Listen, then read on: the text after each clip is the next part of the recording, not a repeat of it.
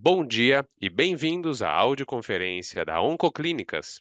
Neste momento, todos os participantes estão conectados apenas como ouvintes, e mais tarde iniciaremos a sessão de perguntas e respostas, quando as instruções para os senhores participarem serão fornecidas. Cabe lembrar que esta audioconferência está sendo gravada. Gostaria agora de passar a palavra ao Dr. Bruno Ferrari, fundador e CEO do Grupo Oncoclínicas. Por favor, Dr. Bruno Ferrari, pode prosseguir. Bom dia a todos e bem-vindos a mais uma teleconferência de resultados da Oncoclínicas. Se eu tivesse que definir o ano de 2024 para a companhia, diria que foi um ano de transição e ajustes necessários para termos uma empresa mais saudável e sólida nos próximos anos. Começamos o ano passado em meio a um cenário muito desafiador no setor de saúde, mas terminamos com redução orgânica da nossa dívida líquida, alavancagem controlada e maior diversificação da nossa receita. Em primeiro lugar, completamos um importante aumento de capital de 1,5 bilhão de reais no meio do ano passado, já antevendo um cenário macro e de custo de capital mais difícil para o país. Aumento de capital, diga-se de passagem, precificado a um prêmio significativo sobre o preço da ação então vigente em bolsa. Isso nos trouxe tranquilidade na estrutura de capital, como se nota no slide 3, pela redução da dívida líquida do primeiro para o segundo trimestre do ano passado, ao mesmo tempo em que nos permitiu finalizar desembolsos de CAPEX relevantes que sustentarão o nosso próximo ciclo de crescimento dos próximos anos. Paralelamente, e por causa do aumento de capital e maior liquidez, conseguimos aprofundar nossas iniciativas de redirecionamento comercial, o que envolveu reduzir temporariamente nossa exposição a clientes mais intensivos de capital de giro, ou seja, com prazos de recebimento mais alongados, para que pudéssemos migrar de uma dinâmica de consumo de caixa para geração de caixa. Agora, alguns trimestres mais tarde, acreditamos que essa estratégia começa a ficar mais clara para todas, uma vez que entregamos uma redução orgânica da dívida líquida de cerca de 112 milhões de reais no quarto trimestre de 24, em relação ao terceiro trimestre, como também mostra o slide 3. Conseguimos ver essa transformação de outra maneira através do slide 4. Percebam que a Oncoclínicas apresentou um elevado consumo de caixa na primeira metade do ano passado, não apenas por um cenário comercial muito difícil em termos de recebimento, mas também pelo ciclo de CAPEX já contratado, o que pressionava nosso fluxo de caixa. A partir do terceiro trimestre de 2024, essa tendência inverteu drasticamente. A consequência disso tudo é, como mostra o slide 5, uma relevante redução da alavancagem no segundo trimestre do ano passado e uma tendência de estabilidade de lá para cá. A trajetória da alavancagem não só tem sido descendente porque nosso EBITDA foi penalizado pela desaceleração seletiva no crescimento da nossa receita e pelas despesas adicionais relacionadas à reestruturação que realizamos no segundo semestre do ano passado, visando uma melhor eficiência operacional. No entanto, há um conjunto de iniciativas em curso, tanto comerciais como operacionais, para que isso seja endereçado, mantendo como prioridade a sustentabilidade na geração de caixa. 2024 também foi um ano de ajustes contábeis, que se fizeram necessários em função do ambiente mais desafiador pelo qual passamos. Sempre prezando pelas boas práticas de governança, melhores práticas contábeis e transparência com o mercado, o Cristiano, nosso CFO, vai cobrir esse tópico em maiores detalhes mais à frente, mas é algo que também faço questão de abordar. No contexto do exercício anual que a companhia realiza para teste de recuperabilidade de seu saldo de ágio intangíveis, identificou-se a necessidade de registrarmos uma baixa contábil, impairment de caráter não caixa e não recorrente.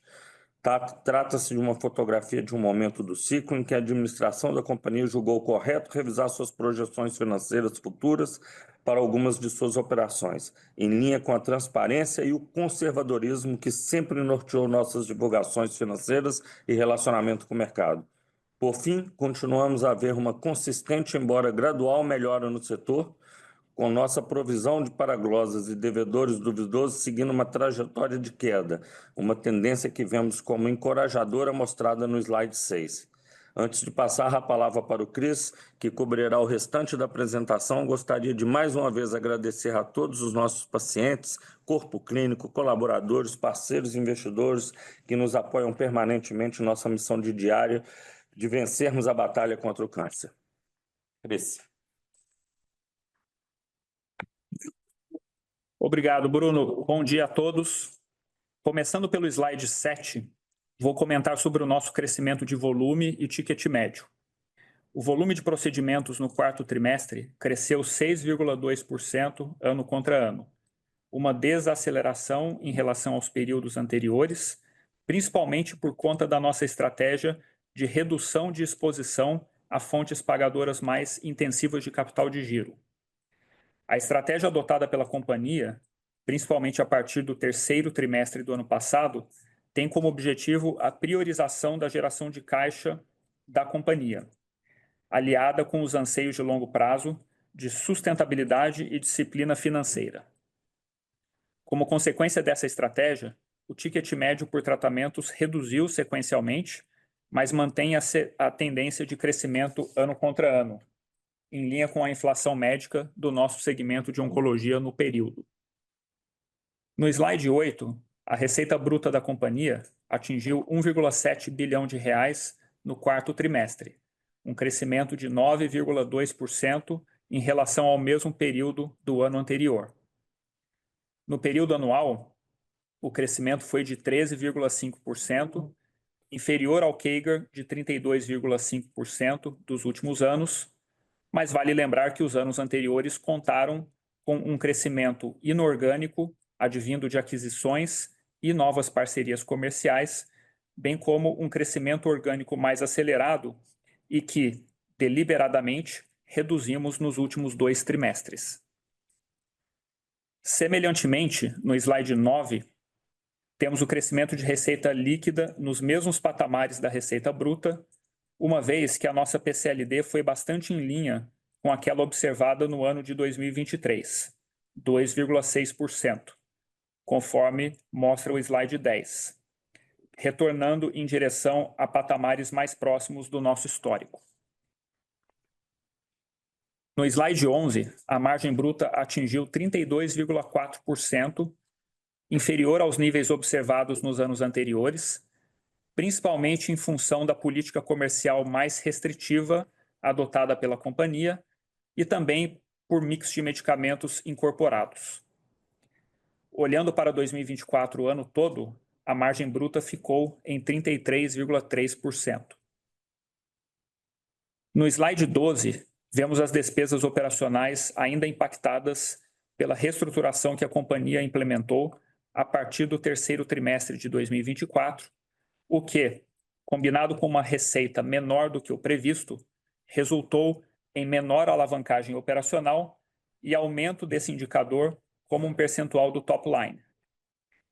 Na medida em que substituímos esse volume por novos clientes, essa relação deveria voltar a cair. No slide 13, o EBITDA ajustado foi de 272,1 milhões de reais, com margem de 17,4%, principalmente por conta dos fatores mencionados anteriormente, ou seja, menos receita e despesas pontualmente mais elevadas. No período ano todo de 2024, a margem foi de 18,5%. O lucro líquido ex-PILP e ex-impairment foi de 42,6 milhões de reais, uma melhoria de lucratividade se comparado ao trimestre imediatamente anterior e, no período anual, o lucro líquido nas mesmas bases foi de 106,3 milhões de reais. Vale mencionar que a companhia realiza anualmente o teste de recuperabilidade, teste de impairment, referente ao ágio pago em suas aquisições passadas. A administração revisou sua expectativa de crescimento para algumas de suas operações, em função de resultados abaixo das expectativas inicialmente projetadas, quando de suas respectivas aquisições, em função de um ambiente setorial e macroeconômico mais difícil, o que impactou as projeções de crescimento e rentabilidade. No período de 12 meses, findos em 31 de dezembro de 2024, o teste indicou que o valor recuperável dessas operações era inferior ao seu valor contábil. Assim, foi reconhecida uma perda não recorrente e não caixa por impairment no montante de R$ 796,1 milhões de reais. Trata-se novamente de um ajuste não caixa e não recorrente e que reforça o nosso compromisso com conservadorismo e transparência na gestão financeira e contábil da companhia.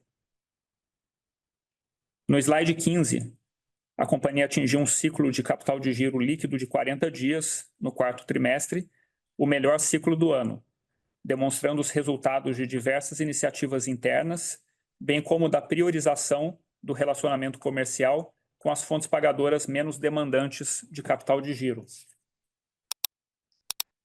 No slide 16, demonstramos o fluxo de caixa operacional de R$ 291,6 milhões de reais, o melhor do ano.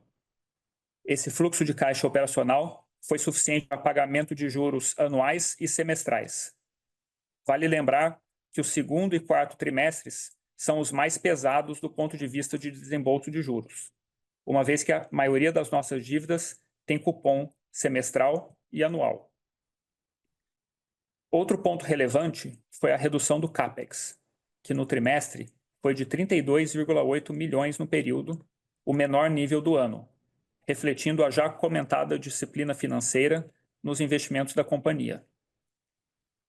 No slide 17, por causa da geração de caixa da companhia, tivemos redução orgânica da dívida líquida de pouco mais de 110 milhões de reais sequencialmente. Essa é a prioridade da companhia e continuamos firmes nessa direção da sustentabilidade financeira do negócio. Por fim, no slide 18, temos o cronograma de amortização da dívida financeira e de aquisições. Nota-se que temos uma posição confortável de caixa, suficiente para a cobertura dos vencimentos dos próximos anos. Com isso, encerramos aqui a parte expositiva da apresentação de resultados e abrimos agora para a sessão de perguntas e respostas. Obrigado.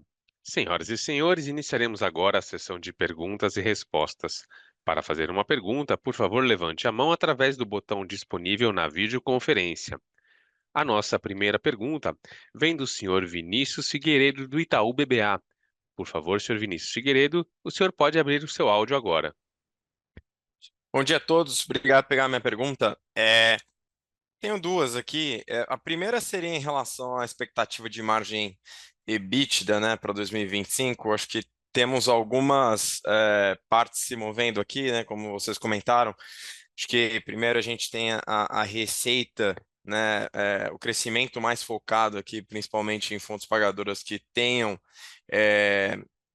uma qualidade melhor aqui de ciclo de conversão de caixa, e isso acaba tendo algum tipo de impacto dentro da margem bruta, só que ao mesmo tempo vocês comentaram sobre todo o processo de otimização de G&A, né? Aí tentar entender como essas duas coisas se conversam e como que seria a expectativa de margem EBITDA para a empresa em 2025. E aí um outro ponto que eu queria falar aí é mais...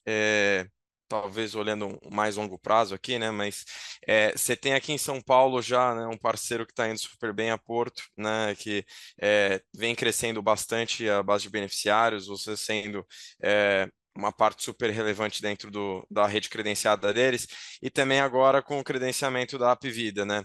Se você, assim, né, se vocês puderem comentar um pouquinho do credenciamento da Apvida, seria ótimo. E aí o outro ponto seria, assim, o que a gente pode pensar aqui de crescimento em São Paulo, se precisaríamos aqui de um investimento adicional em relação a vocês colocarem mais clínicas rodando, eventualmente mudando um pouquinho o plano aqui do Cancer Center. Um update aqui seria muito legal. Obrigado. Oi, Vinícius. Bruno Ferrari aqui, tudo bom? Deixa eu começar. O Cris e o Isaac estão aqui com a gente, eles me complementam. Vou começar pelo fim. Então, Porto já está com 700 mil vidas, até recebemos aqui essa semana lá no Porto Day uma placa pela ajuda aí né, no projeto Oncologia com eles, permitindo esse crescimento. A Apivida, a gente é um projeto que a gente vem aí negociando com eles há alguns meses, né? Quase 6 meses para a gente achar uma fórmula que a gente pudesse ser um prestador custo-efetivo que eles precisam, não só na cidade de São Paulo, mas nacionalmente, né? A gente já está fazendo isso agora, planejando a radioterapia, a gente pretende ser nacional para eles, do ponto de vista da oncologia. E a gente até veio discutindo, eu até falei, né, na minha fala aí sobre o CAPEX do primeiro semestre do ano passado. Parte desse CAPEX foram nas nossas unidades aqui de São Paulo, né, na periferia, a parte para atender o que a gente já tinha de demanda reprimida e 2 grandes unidades que estão sendo construídas, Angélica e Rua Angélica, ali um prédio, 12 mil metros, Augusta mais 15 mil metros, e isso está sendo concluído agora em maio. Ou seja, nós não precisamos de nada, está tudo pronto para receber esse público inteiro, né? Então, tudo que tinha que ser feito foi feito, está feito. Então, e aí acaba conversando um pouco com a primeira pergunta que eu vou usar falar aqui um pouquinho. Quer dizer, a gente acabou andando com um avião enorme, um pouco mais vazio, e isso acaba afetando um pouquinho as margens. Agora a gente tem um avião grande e a gente vai conseguir voar com carga máxima. Isso vai nos ajudar a melhorar a margem e, obviamente, que trazendo uma massa maior de clientes, Porto crescendo, indo para novos mercados, né? E aí o Cris costuma dizer que a gente está fazendo uma mudança de paradigma, né?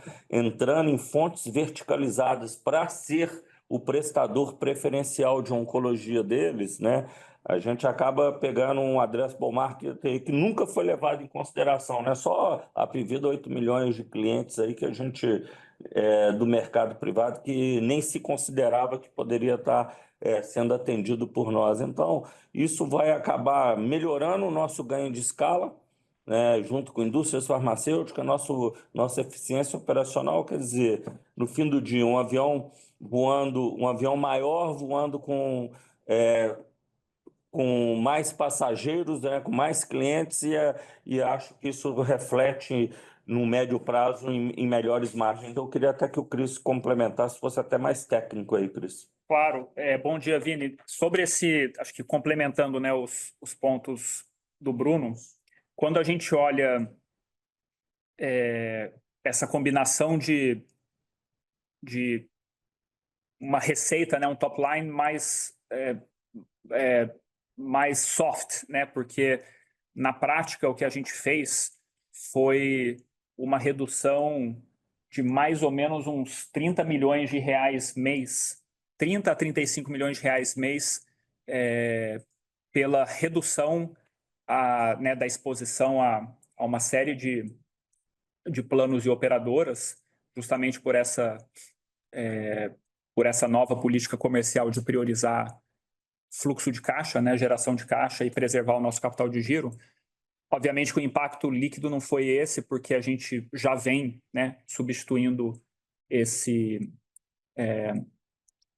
volume por novos volumes, né, e novos clientes, mas é nítida a desaceleração que a gente teve no crescimento de receita. Se você olhar o segundo semestre do ano passado, né, comparado com o mesmo período do ano anterior, versus o primeiro semestre do ano comparado com o primeiro semestre de 23, né? E a gente vai levar algum tempo, né? Isso não é da noite para o dia que a gente vai conseguir repor esse volume, mas iniciativas como essa, né, da Apivida justamente vem para endereçar isso, e a gente espera um ramp-up interessante dessa nova, desse novo acordo comercial. Só para dar uma comparação do ponto de vista de ordem de grandeza, e também em linha com o que o Bruno falou, a Apivida tem cerca de 600 mil beneficiários só aqui na Grande São Paulo, né?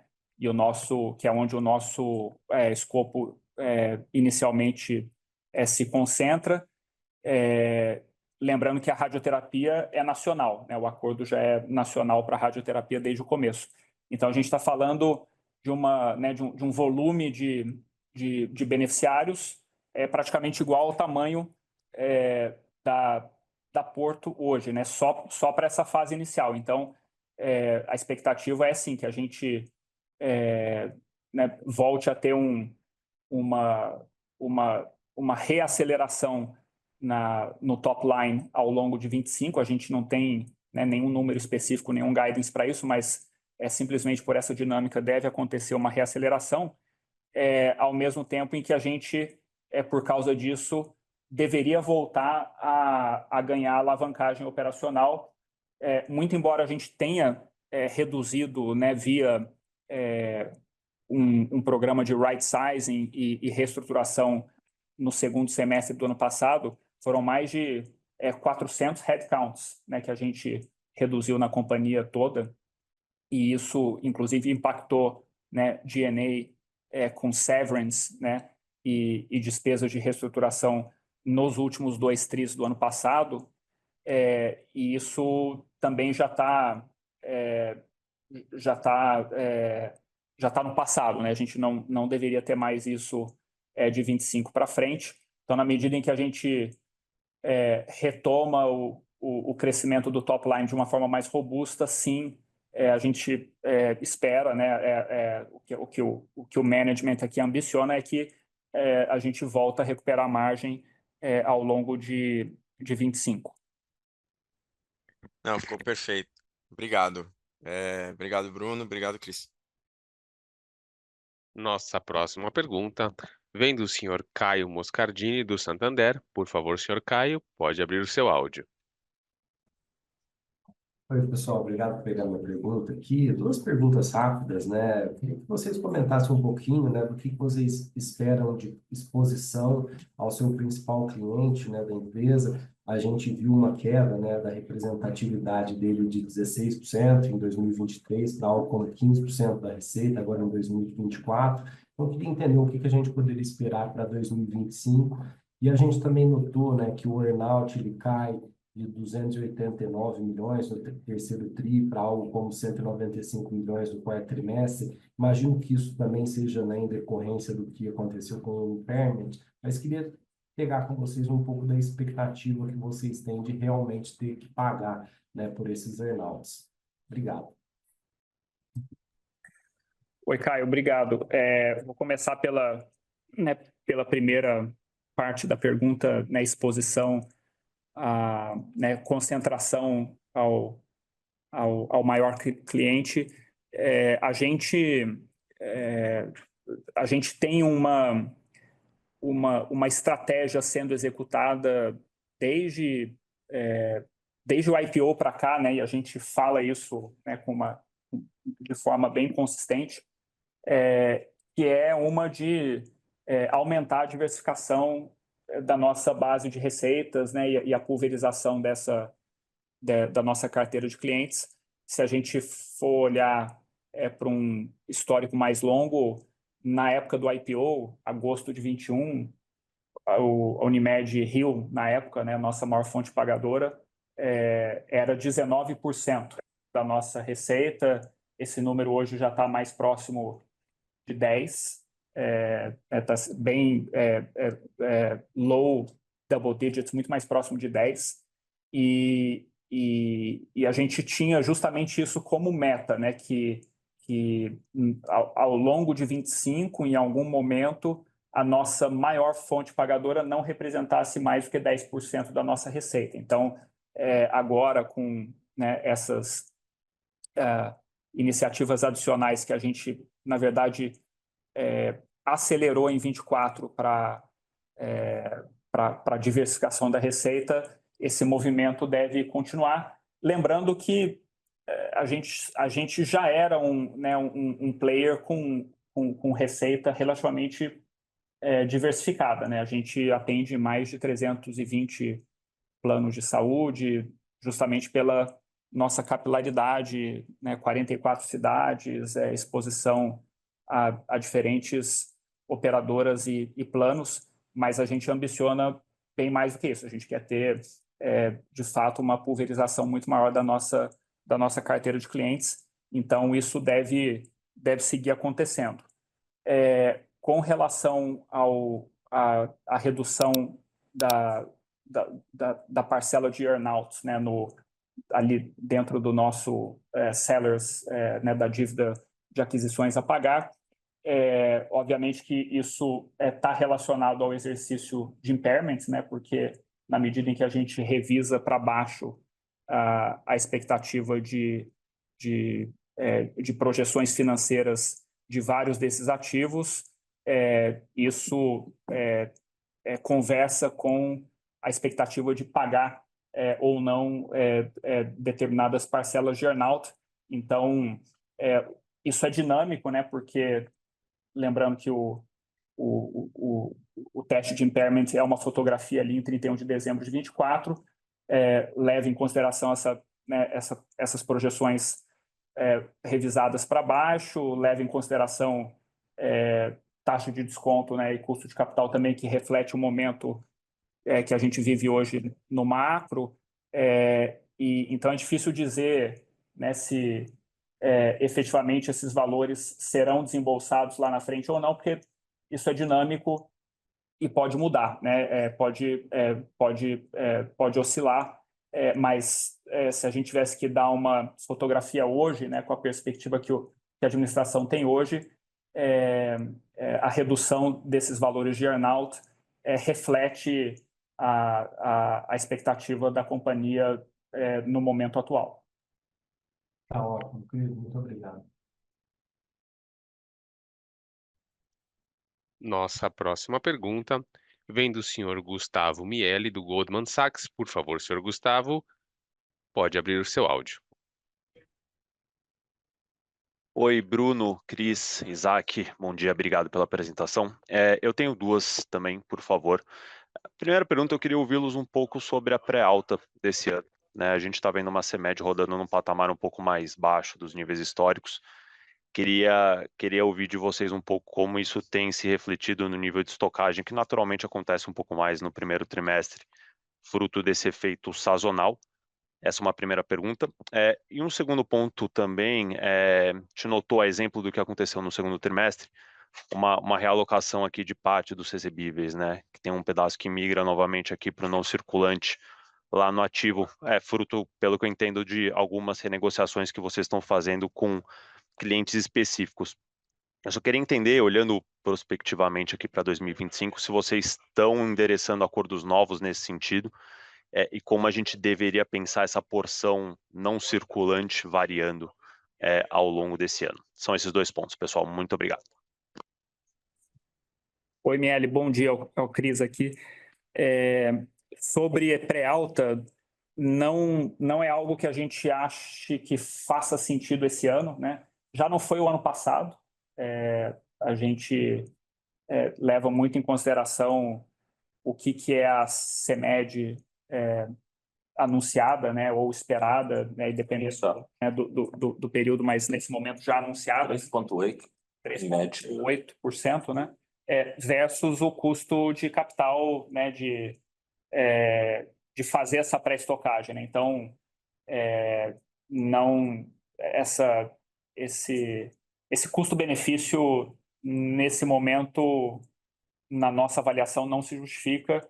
Lembrando que a prioridade da companhia tem sido uma de preservação de caixa, né, e ser muito disciplinada na alocação de caixa e capital de giro. Então, não vemos isso acontecendo esse ano, né, nesse ciclo, uma pré-estocagem para um possível benefício de pré-alta.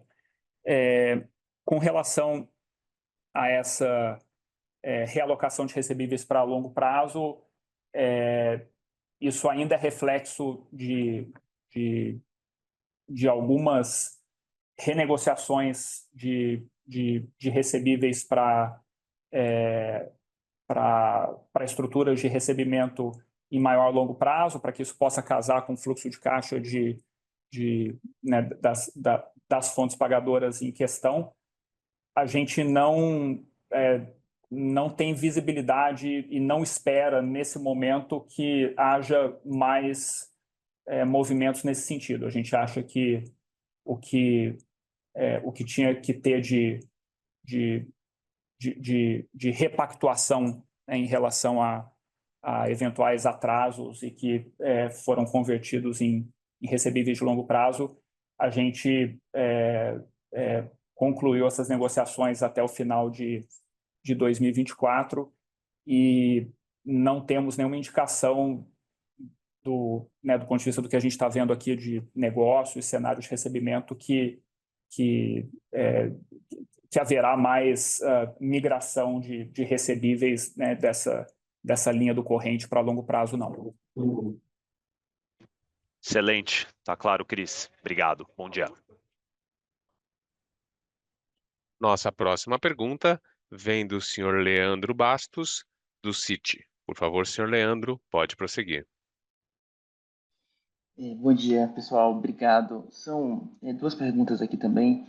Primeira, aqui sobre top line, se vocês puderem falar um pouquinho sobre o ticket, né, que acho que veio aqui um pouco mais fraco no TRI, deve ter provavelmente um efeito de mix. E aí, até aproveitando o comentário mais cedo, que vocês imaginam ou esperam uma aceleração de top line, né, para esse ano, como a gente pode pensar aqui entre volume e ticket, né? Essa seria uma primeira pergunta. A segunda é sobre a alavancagem, né? Se vocês também podem passar algum direcional, algum nível meta que vocês estão trabalhando. A empresa tinha uma orientação para o ano passado que acabou não acontecendo. Então, hoje, assim, como é que vocês estão pensando na alavancagem da empresa e até, assim, à luz desse foco maior em cash flow para o ano? O que é que a gente pode imaginar aqui, se tem algum nível de alavancagem para o final do ano? Obrigado.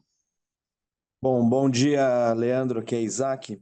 Começando por ticket, acho que tá claro, né, que o nosso foco já de alguns meses para cá tem sido a priorização na geração de caixa, né? Então, né, foi claro nos últimos 2 trimestres o direcionamento mais forte do nosso crescimento para clientes com menor com menor ciclo de working capital. Então, com isso, é natural que a gente tenha alguns impactos, como tivemos nesse trimestre, de redução de margens e também no ticket médio. Então, alguns dos nossos clientes que tinham um ciclo de working capital maior, eles tinham ticket médios maiores também. Então, de toda forma, o que importa nesse momento é que o ticket médio do ano veio acima da inflação, conseguimos repassar a inflação para os nossos clientes finais e o foco da companhia em geração de caixa, em conversão de caixa, está começando a mostrar seus resultados e começou a mostrar um pouco mais de força nesse 4º trimestre e deve continuar dessa forma para o ano. E pegando o gancho aqui e alinhando com a sua segunda pergunta, sobre a alavancagem, obviamente a gente não publicou guidance nenhum para o ano, mas a tendência é que a gente, com esse foco em geração de caixa, esse foco maior da companhia em conversão de receita no caixa, a tendência é que a gente consiga reduzir nossa dívida líquida ao longo do ano e, com isso, melhorar a alavancagem ao longo dos próximos trimestres. Tá ótimo, Isaac. Então, só para confirmar, assim, o efeito ticket é mais uma composição de mix, porque no repasse assim, inflacionário com os clientes vocês não têm encontrado grandes dificuldades. Tá correto esse entendimento? Precisamente isso. Joia. Muito obrigado. Bom dia. Nossa próxima pergunta vem do senhor Ian Seskin, do BTG Pactual. Por favor, pode prosseguir. Bom dia, Bruno, Cris, Isaac e demais diretores. São 2 perguntas do nosso lado. A primeira é sobre recorrência, né, das despesas de reestruturação. Eu entendo que o nível mais elevado dessas despesas ele é provisório, mas eu queria entender um pouco hoje o que é a cabeça, né, até quando, né, vocês esperam que esse efeito siga ali no P&L da companhia, até quando que esse foco em reestruturação ele deve continuar, tá? E a minha segunda pergunta é recobrando um pouco o tema de possíveis desinvestimentos, até mesmo em uma leitura cruzada, né, com a revisão de projeções de parte da operação hospitalar e de diagnóstico. Queria entender como que está essa agenda, se ela é mais presente ou menos presente hoje na visão estratégica da companhia. Obrigado, pessoal. Oi, até o Bruno. Especificamente em agosto do ano passado, a gente começou um processo de right sizing dentro da companhia, começando na holding. Isso culminou aqui com a eliminação de algumas diretorias, para ser específico, 6, e 400 pessoas, em torno de 400 pessoas na holding, nível de holding cascateou para baixo. Então, esse é um primeiro aspecto. Isso foi ao longo do segundo semestre. A gente acredita que esse período já acabou de reestruturação, a máquina está mais leve, a estrutura está mais leve, mais custo-efetiva, e a gente não trocou pessoas, isso foi troca de pessoas por sistema. Então, quer dizer, a gente está até mais eficiente. Então, ao mesmo tempo, a gente vem falando aí do processo de back-office sendo substituído, né, Oncoclínicas por Accenture, fase 1, concluída, fase 2 em acontecimento, e deve acabar ao longo do ano, mas eu acho que o período mais duro já passou e os reflexos desse no PNL acabam agora no primeiro tri.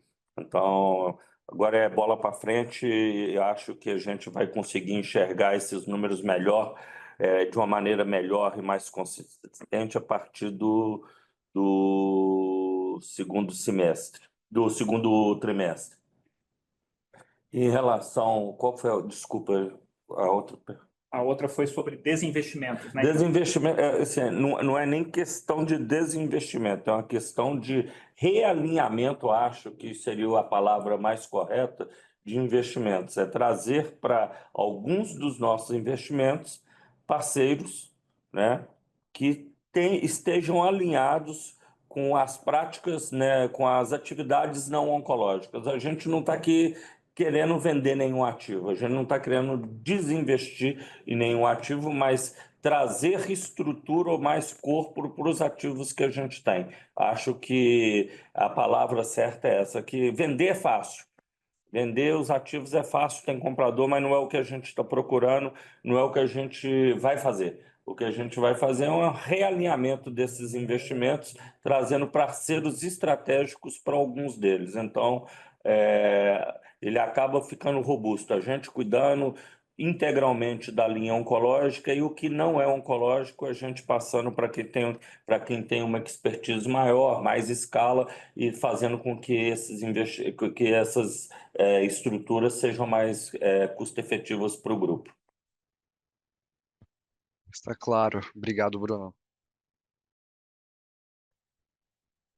Encerramos neste momento a sessão de perguntas e respostas. Gostaria de passar a palavra ao Dr. Bruno Ferrari para as considerações finais. Por favor, Dr. Bruno, pode prosseguir.